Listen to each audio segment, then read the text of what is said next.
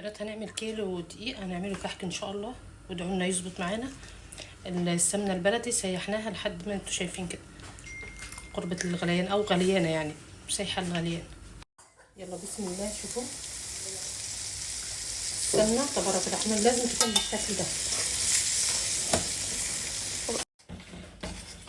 ما ينفعش نمسك السمنه مع الطحين وهو سخن، لازم نقلبه لحد ما يبرد عشان نقدر نبس فيه.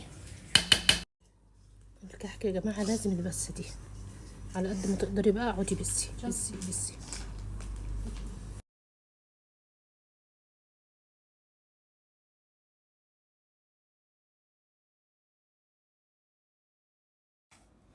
شوف 3 معالق سمسم اهما متحمصين، انا خليتهم 4 مش مشكله. هحط 1.5 معلقة سكر بودرة. هنا كوبايه الخميره، معلقه خميره كبيره حطيتها مع 3/4 كوبايه ميه، ربع كوبايه حليب. ماما شوفوا يا جماعه، دلوقتي هنبدا بس نلم العجين، مش عايزين نعجن عجن قوي، لا، بحيث ان هي تاخد سوائلها وبس خلاص. هنختبرها ازاي؟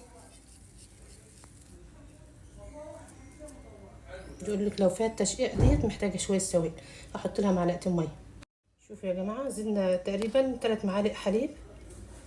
شوفوا كده مفيش تشققات، كده العجينه ناجحه باذن الله.